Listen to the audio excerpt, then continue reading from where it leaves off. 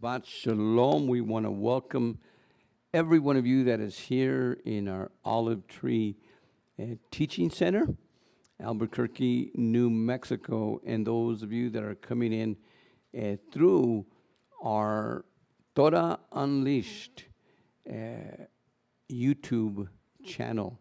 Those of you that are here in Albuquerque and those of you that are throughout the United States and other places. And two, please let us know, put a comment, and if you like it or don't like it. If you have, Scripture says, well, we should not sword fight with the word, about the word. Iron sharpens iron. And so we always need that feedback. So whatever feedback you have, anonymous or whatever, please let us know so that we could be able to do better and get closer to Adonai. Well, again, welcome. Today, we are on the 40th Parashah, Balak. Say with me, Balak. And today, we're going to be talking about Balak and the spirit of Bilam. And this is found in Numbers 22, beginning with verse 2 to 25:9.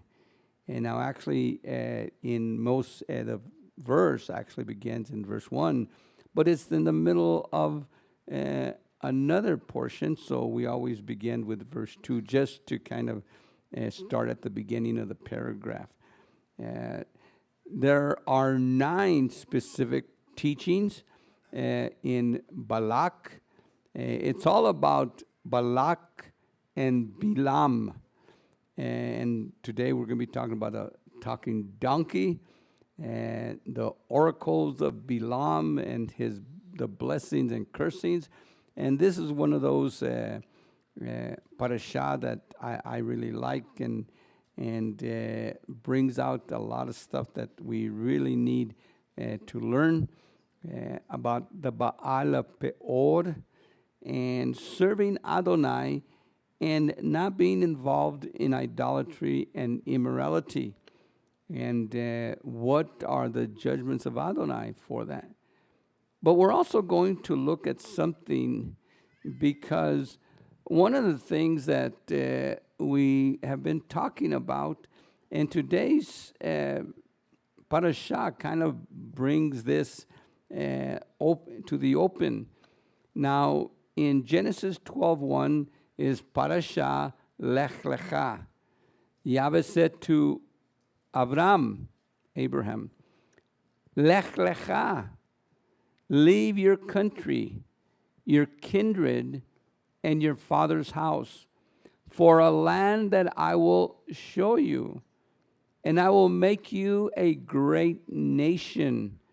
I shall bless you and make your name great, and you are to be a blessing.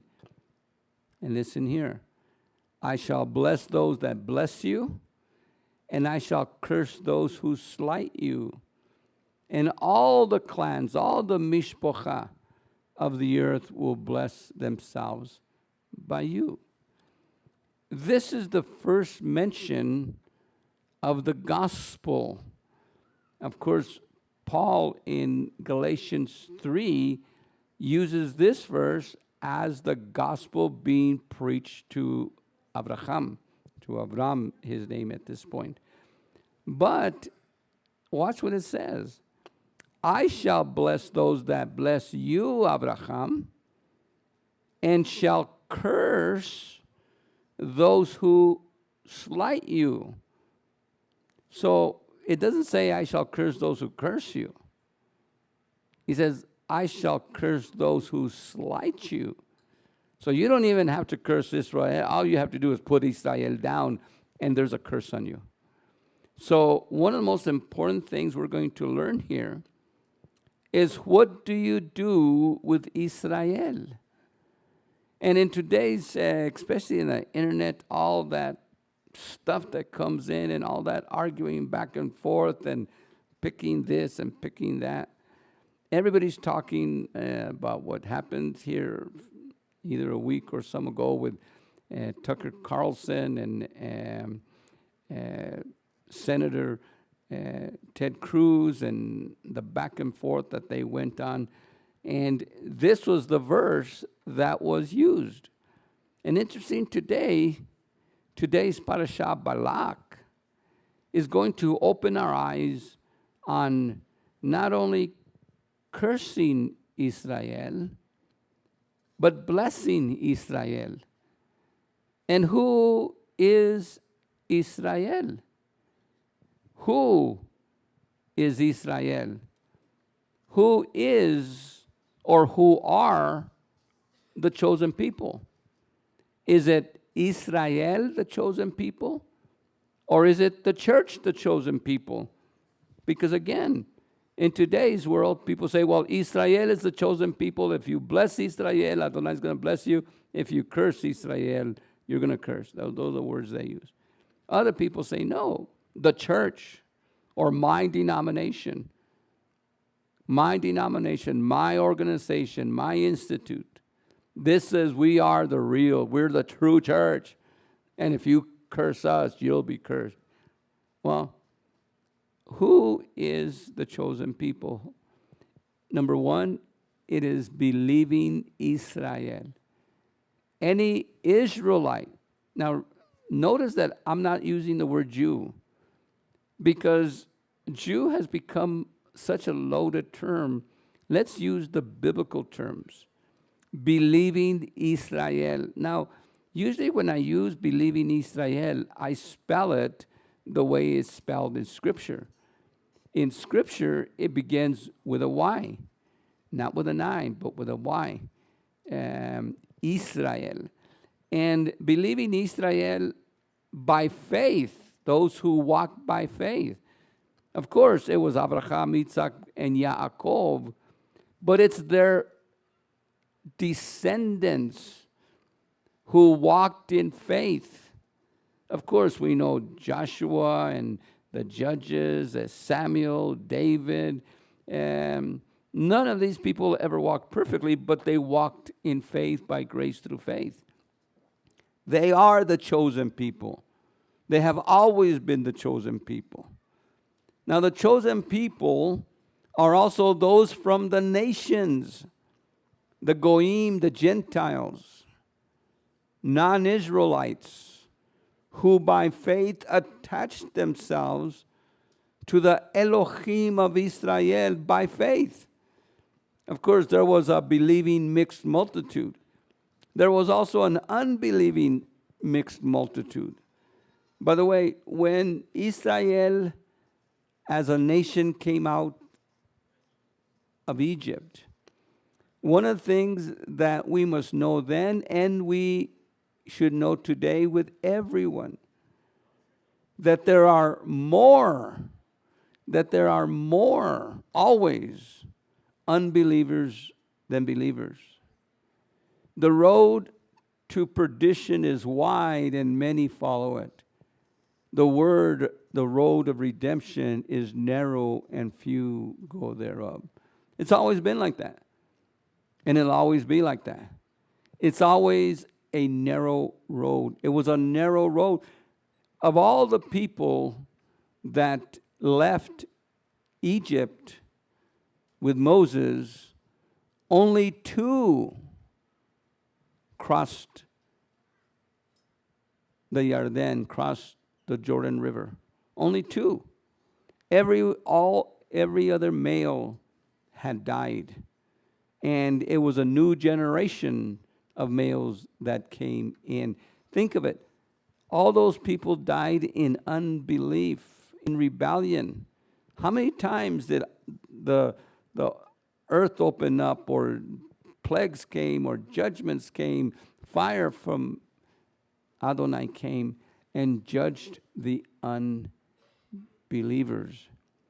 And so there has always been those in Israel and non-Israel that by faith in the Elohim of Israel, faith in Yahweh, have received the righteousness that comes only by grace through faith.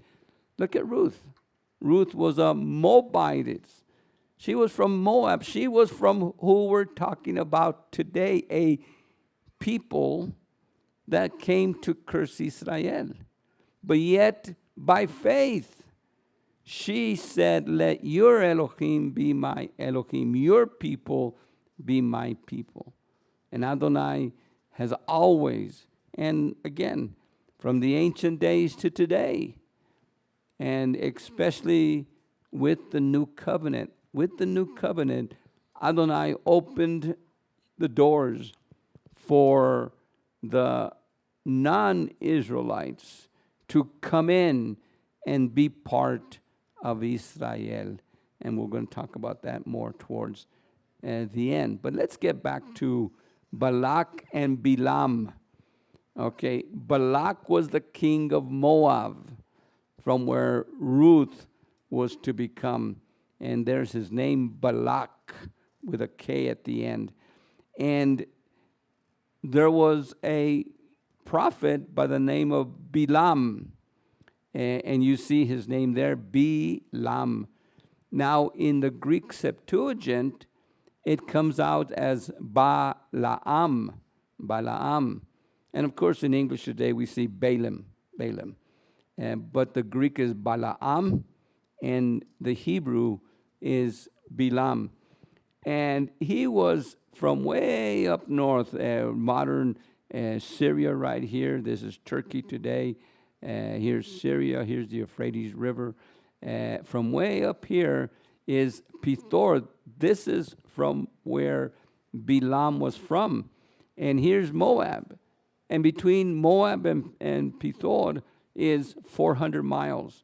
So the king of Moab, Balak, sent his men 400 miles to the north to bring Bilam so that he could do one thing: curse Israel.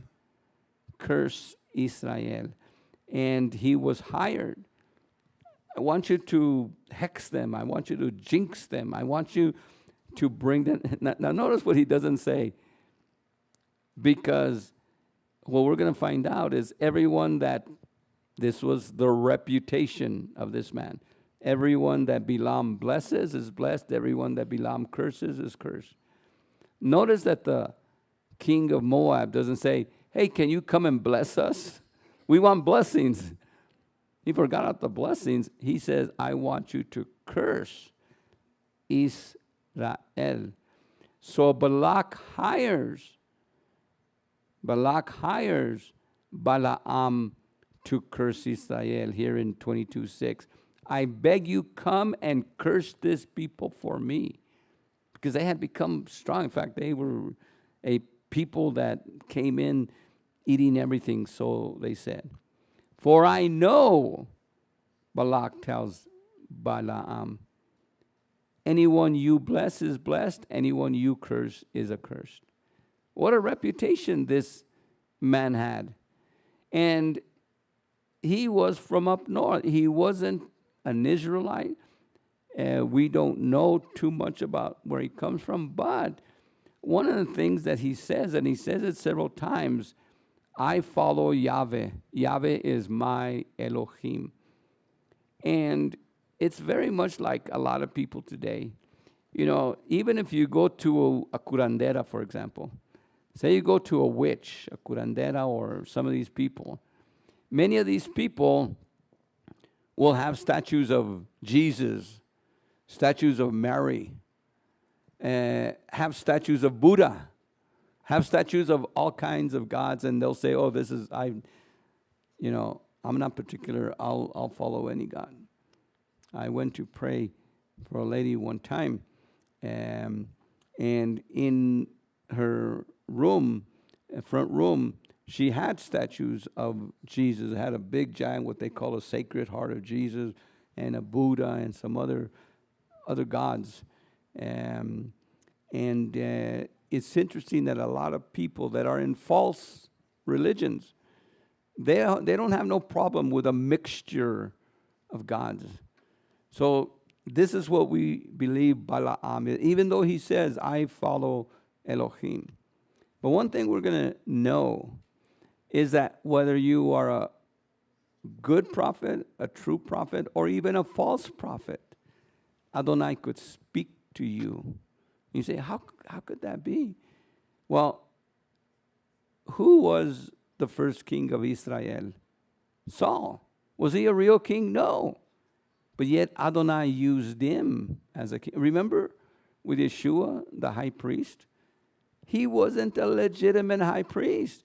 But because he held the office of a high priest, Adonai used his mouth to prophesy of Yeshua. And so he comes here to curse Israel. But one thing we're going to find out is Balaam cannot curse Israel. Why? Because no one can curse what Adonai blesses, and no one can bless what Adonai curses. If Adonai shuts the door, you can't open it. If Adonai opens the door, you can't close it. Adonai is sovereign. Now this man, his reputation is that he could bless and curse, and people would be blessed and cursed. That was his reputation until he came face to face with the living Elohim. Balaam blesses Israel. And every time that Balaam gets his finger, I bless. 3 times. I bless. He does it. He's going to curse, and all of a sudden, what comes out of his mouth is blessings and messianic prophecy. Balaam shows Balak how Israel, though, can be cursed. Who Adonai blesses is blessed, who Adonai curses is cursed. Balaam is powerless to curse Israel. But he shows Balak, I can't do it, but I'm going to show you a way how Israel could be cursed. And let Yahweh curse them. Now, the king of Moab here in chapter 22, beginning in verse 2 and 3, there are 2 attempts. The men and officials of Balak go the 400 miles, and they have the first attempt and offer him money and all this, and he says, let me pray about it. And he goes, and as he's praying, as he's opening up what we would call in the New Age world channels to Yahweh, Yahweh actually talks to him and says, no, you can't go with them. So the officials go back, and again, Balak attempts it a second time. Balaam says no. But, interesting enough, Adonai says, okay, you could go. And Balaam goes with them, comes from Petor up north to Moab, and he goes with them, but it says the anger of Yahweh is there. And why does Adonai say, yeah, go? But then Adonai is angry. Well, there's a lesson. There's a lesson there that we're going to see in a little while. And as he's going, all of a sudden, the messenger of Yahweh, stands in front of the way. The messenger of Yahweh, who is the pre-incarnate Yeshua. Every time you see the messenger of Yahweh, and of course from the Greek, it's the angel of Yahweh or the angel of the Lord in King James speak. Whenever you see that term, the angel of the Lord, the messenger of Yahweh in the Hebrew, it is the pre-incarnate Yeshua. He is the Word. Remember, The word messenger, a message is a word. And Yeshua is the Word. In the beginning was the Word was with Elohim, and the Word was Elohim. And so every time the messenger appears, it's Yeshua. And he appears to him, and of course, this little she-donkey sees him. Of course, Bilam doesn't see the messenger of Yahweh, but the little she-donkey sees him and stops. And what does he do? He beats the little donkey. And it goes, but then it stops. In fact, at one point, he scratches his leg on that little rock wall and beats until the donkey starts talking to him. Now, to a lot of people, a talking donkey sounds unreal. Donkeys don't talk, like cats don't talk, and all these animals don't talk. But Adonai, whatever he did, because remember, it is Adonai that formed every one of us. I can't understand how I talk. What's in my mind, and even now that as I'm talking to you, what's in my mind, how is it going into what's happening here? I don't know how I see. What is sight? What is hearing? I don't understand the senses. I don't understand the senses, but they're there. But Adonai gave this donkey, this little she-donkey, a sense of speaking, and they start speaking. And at this point, the angel of Yahweh opens Bilam's eyes, and he sees and says, I would have killed you. And of course, Bilam humbles himself, and no, I won't go if you don't want. No. And the angel says, by the way, a little while ago it says, Elohim said, go, but only what I tell you to say. Right here, the angel of Yahweh says, go, but only what I tell you. So what Elohim says and what the messenger of Yahweh says is the same thing. And here we would have the Father and the Son, Elohim, and the Son of Elohim, the Word that was to become made flesh and dwell among us, are talking and speaking as echad, as one. I have come as an adversary because your way was contrary to me. Think of it. The messenger of Yahweh knew Bilam's heart. Your way is contrary to me. We're not on the same page. I'm going to use you, and you're going to be used by me, even though you're a false prophet. And one thing we're going to know from other verses, we're going to look at a lot of verses this morning, is that he had greed, malice, and other stuff in his heart. So, even though he spoke for Yahweh, he was not all the way with Yahweh. Now, after this incident, we'll see that he is killed, and the sword comes upon him by Israel. And so we don't know if he ever repented or what about him. Now, one of the things we're going to learn here is about the Baals, the Baal of Peor specifically. Now, the word Baal means a husband. It's the regular Hebrew word for a husband. So if a wife says, my Baal Frank, it's in Hebrew, it's a good word, It also used for Lord, like a Lord that is in charge of something. And the word Lord here, notice, it's not in all capitals. That would be in King James the word Yod-Heh-Vav-Heh or Yahweh. Over here it's Adon.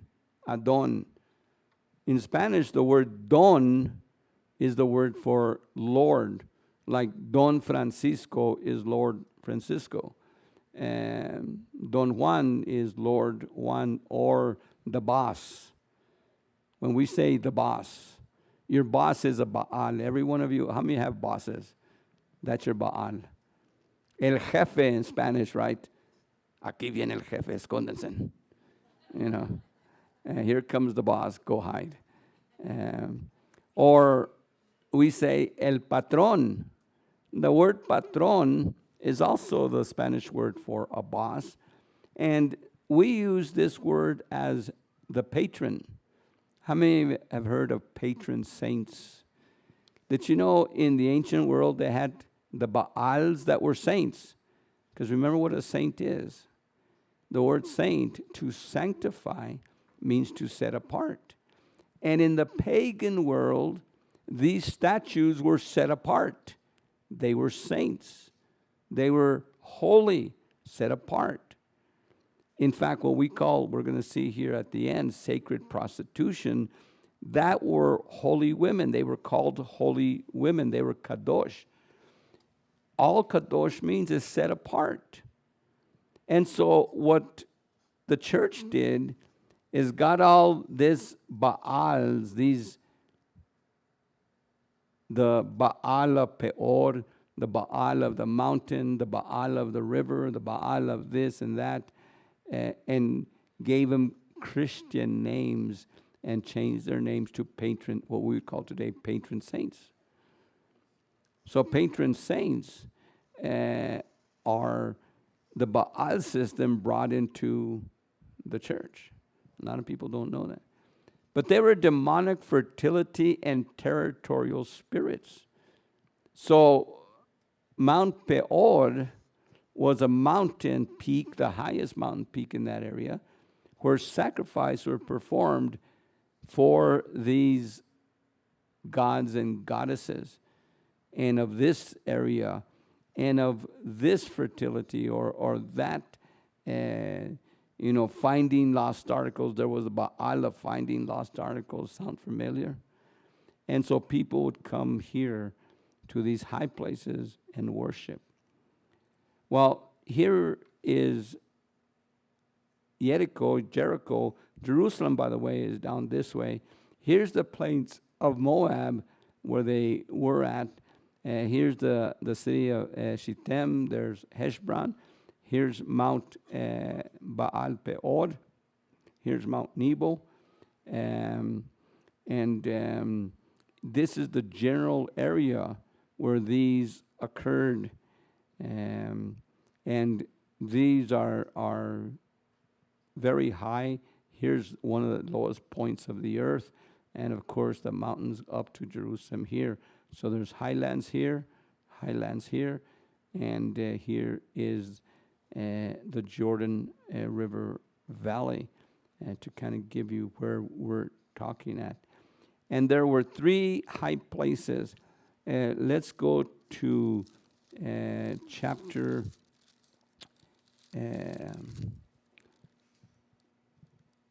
22, and they go to these 3 high places.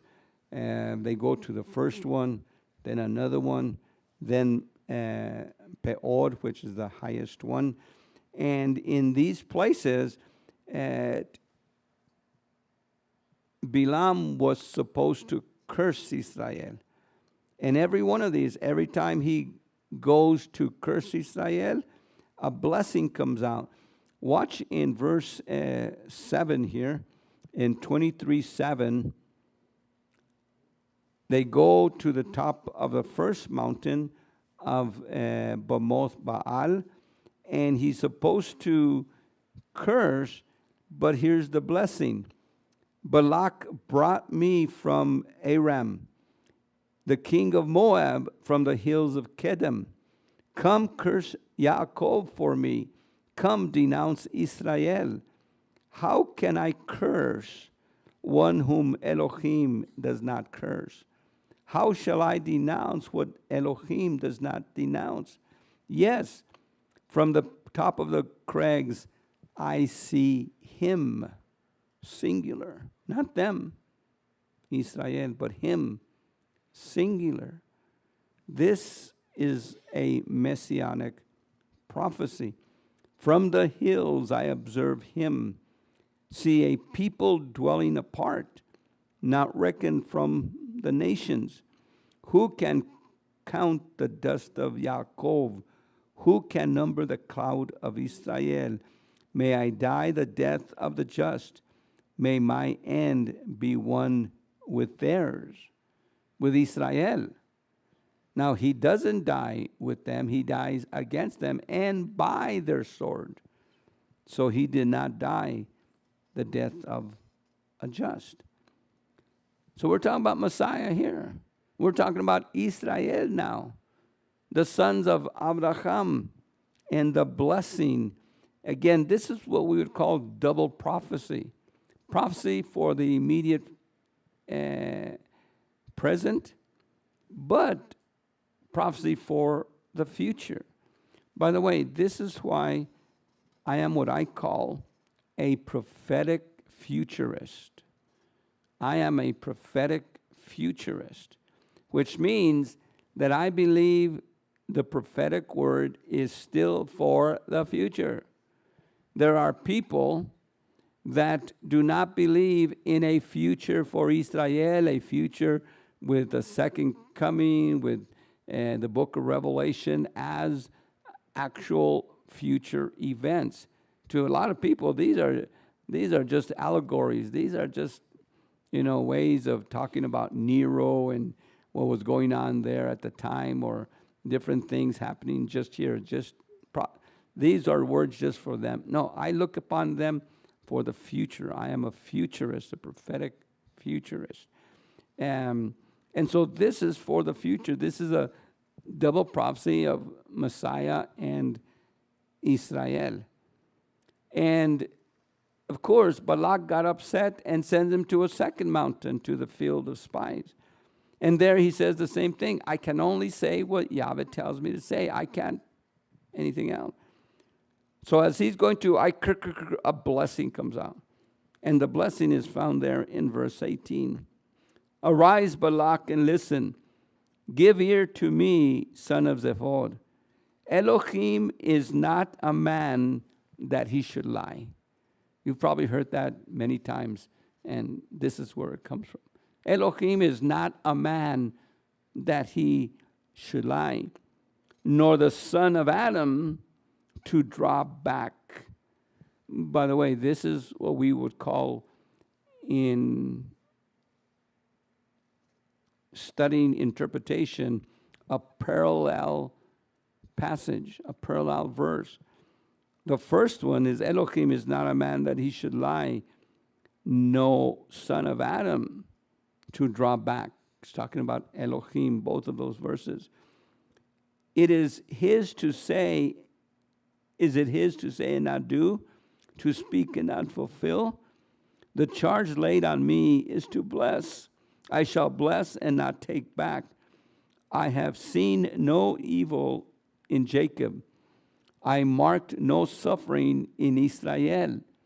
Yahweh, his Elohim, is with him. In him sounds the royal acclaim. Elohim brings him out of Egypt. Remember, in the new covenant, it says, I brought my son out of Egypt. That was fulfilled at that time. I will bring my son out of Egypt. He is like a wild ox, horns to him. There is no omen against Yaakov, no divination against Israel. You can't curse Israel. You can't come against Israel. Though men say to Jacob, say to Israel, what wonder has Elohim to show? Here is a people like a lioness rising, poised like a lion to spring, and not lying till he devours his prey, and drunk with the blood of his victims. Again, this is still future. These are verses that even speak of the times of the great tribulation and the plagues that will come upon the world. And of course, I like this one, verse 25. Balak says to Balaam, very well, do not curse them, but at least do not bless them. If you're not going to curse, don't bless. But remember, every time I bless, a blessing would come. And so he says, okay, one more, peor. Let's go to the highest mountain. And the same thing. This would be the third curse, but it becomes the third blessing. And watch what he says here in verse, let's start with verse 2 of 24. Rising his eyes, Balaam saw Israel encamped by tribes. The spirit of Elohim came to him and declared to him. Remember a little while ago it said, what Elohim says, you say. And then the angel says, whatever I tell you, you say. Now, the spirit of Elohim speaks to him and says to him, the spirit of Elohim came to him and declared this word. This is what I would call a triadic verse, where the Father, the Son, and the Holy Spirit speak as one 3 different times, each one speaking and saying things to him.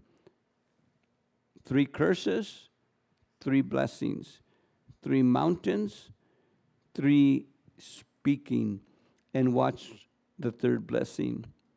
The oracle of Balaam, son of Beor, the oracle of the man with far-seeing eyes, the oracle of the one who hears the word of Elohim. He sees what Shaddai makes him see, receives the divine answer, and his eyes are opened. How fair are your tents, O Yaakov! How fair your dwellings, Israel! You know, that's that song that we sing, Matovu. The song Matovu, that this is where it comes from. Like valleys that stretch afar. He gathers by the banks of the river, like aloes planted by Yahweh, like cedars beside the waters. A hero arises from their stock. He reigns over countless peoples, not just Israel, peoples. His king is greater than Agag. His majesty is exalted. Elohim brings him out of Egypt. He is like a wild ox, horns to him. Again, I brought my son out of Egypt. Twice in this, and the second and the third. He feeds on the carcass of his enemies and breaks their bones in pieces. He has crouched, he has lain like a lion. By the way, the lion of Elohim, Ariel, is the word lion of Elohim. Who dare rouse him? Blessed are those who bless you, and accursed are those who curse you. And this is talking about Israel now, not Abraham. This was probably one of the verses that Ted Cruz should have used, not just the one of Abraham, but this one. And it's a double prophecy about Israel and about Messiah. And watch, let me read that. Blessed are those who bless you, Israel, and accursed are those who curse you, Israel. Now, one thing that Ted Cruz said that I would agree right here now is I want to be on the blessing side. I want to be on the blessing side. So, bless Israel. Now, we're talking about believing Israel. We're not talking about unbelieving Israel. Now, our prayer for unbelieving Israel is that at our junction in time, we're in the new covenant. So to be believing Israel today, you have to be part of the new covenant. To be part of the new covenant, you must believe that Yeshua is the Messiah, the Son of the living Elohim. By the way, that is our creed. I believe that Yeshua is the Messiah, the Son of the living Elohim. Remember, that's what Mary said, that's what Philip said, that's what Peter said. That is what in the Gospels, when people believed in Yeshua, I believe you are the Messiah, the Son of the living Elohim. That is our proclamation, and that is the proclamation to be part of the new covenant and to believe that Yeshua, all those aspects of him being the Son of Elohim, what he did, his death on the cross, his resurrection, and all the doctrines about Yeshua, we must believe. Balak flew into a rage with Balaam, with Bilam, and he beat his hands together and said to him, I brought you to curse my enemies, and you bless them 3 times over. Be off with you. Go home. Vete pronto y con buen modo. Get out of here. He tells him. And of course, one more. There is one more message. Israel and the Messiah. Israel, the Messiah. Israel, the Messiah. Now, on this 4th one, Balaam on his own brings this. And he said, let me warn you what this people will do to your people in time to come. Because you cursed Israel, because you slighted him. Let me tell you what's going to happen to you. And begin in verse 15. The oracle of Balaam, son of Beor, the oracle of the man with far-seeing eyes, the oracle of the one who hears the word of Elohim, the one who knows the knowledge of El Elyon, the Most High. He sees what Shaddai makes him seize, receives the divine answer, and his eyes are opened. I see him, but not in the present. I behold him, but not close at hand. A star from Yaakov takes the leadership. The scepter arises from Israel. It crushes the brows of Moab, the skulls of all the sons of Seth. Edom becomes a conquered land. A conquered land is Seir. Israel exerts his strength. Jacob dominates his enemies and destroys the future from Arar. Again, double prophecy. Yes, Israel, but he's talking here about the coming of Messiah. This is a messianic prophecy. And so these oracles are a warning. And a couple of lessons that we've learned, there's many lessons, but in allowing Balaam to go to Balak, when he asked the second time, Yahweh is allowing man to exercise free will. Remember, he could have said, nope, you said no the first time. I'm going to believe you. I'm going to trust in you. But there was something there in his heart. I got the go-ahead. You know, just like when with Saul. They came to Samuel and says, we want a king. No, Adonai says, no king. That king that Adonai had was a little boy, David. They came to Samuel a second time. We want a king. Nope, no king, no king. They came a third time. And they said, we want a king like all the nations. And Adonai says to Samuel, give him a king. And we are told in the Psalms, he gave them what they wanted, but sent leanness into their souls. It's important when Adonai says no, it's a no. Now, if we ask him a second time, he'll probably say no. If we ask him a third time, he'll probably say, okay, you really want that? Go for it. But then we will become poorer for that decision, and there might be consequences later on. The fact that Yahweh puts the blessings in Balaam's mouth is a reminder that while men may speak words of blessings, where do all blessings come from? From Yahweh.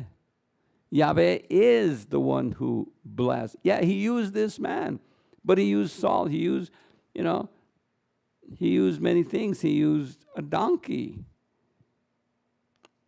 And how many times has Adonai used people of the world even to maybe even speak to believers?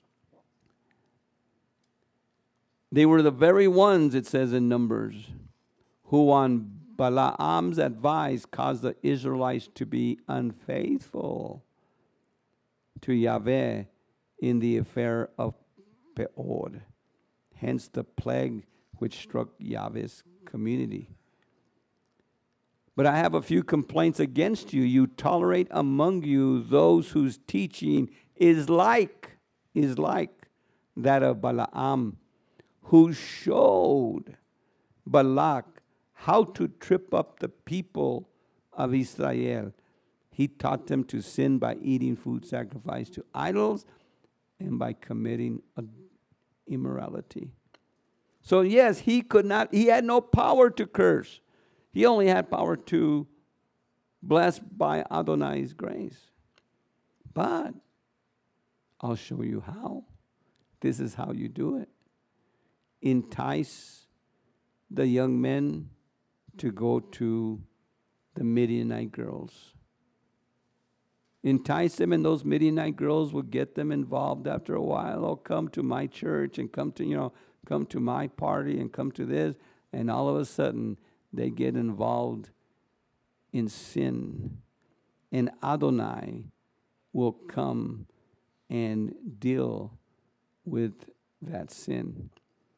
The spirit of Balaam, if Israel cannot be cursed, I will show you how Yahweh will curse Israel. That's what the Baal of Peor is about. And they killed the king of Midian along with the rest of the slain, Evi and Rechen and Zur and Hur and Reva, the 5 kings of Midian. They also killed Balaam, the son of Beor, with the sword. Because they did not meet you with food and water on the way when you came out of Egypt, because they hired against you Balaam, son of Peor, from Pethor of Mesopotamia, to curse you. And again, all these scriptures talk about, can you imagine throughout the scriptures, we have a lot, here in Joshua and Nehemiah and Micah, that idea of the Baal of Peor, of Balaam and Balak, is part of Israel's history.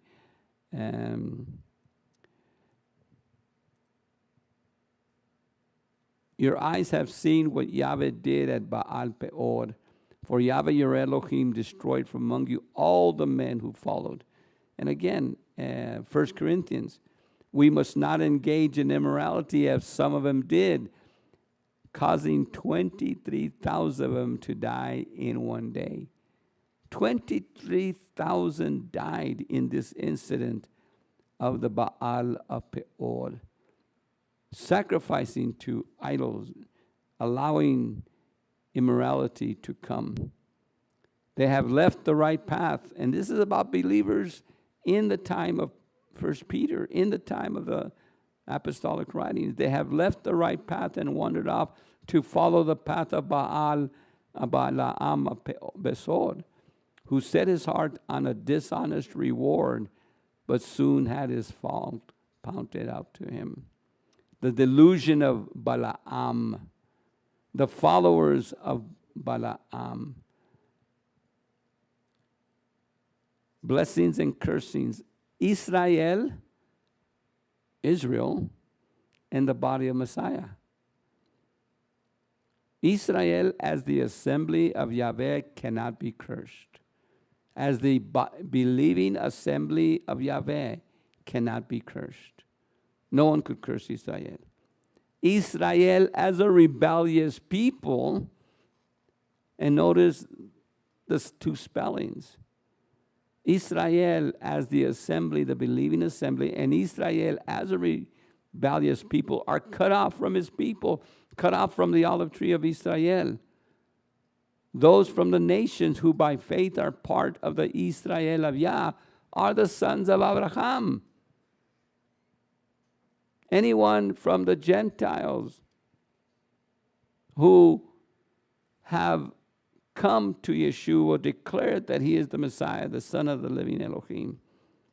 The body of Messiah who walk in the new covenant are part of the Israel of Elohim. Righteousness is by grace through faith, not by works. It's by grace through faith and only by grace through faith.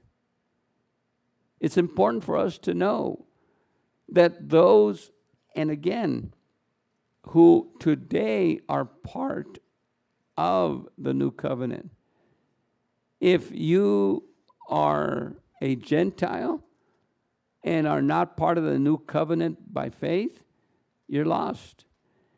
If you are from Israel and today the name is Jewish, if you are Jewish but not part of the new covenant, you are not in covenant with Elohim. Because remember, the first covenant, the Paleo covenant, Adonai is not using that covenant anymore. It's foundational to the new covenant, but foundational to the new covenant.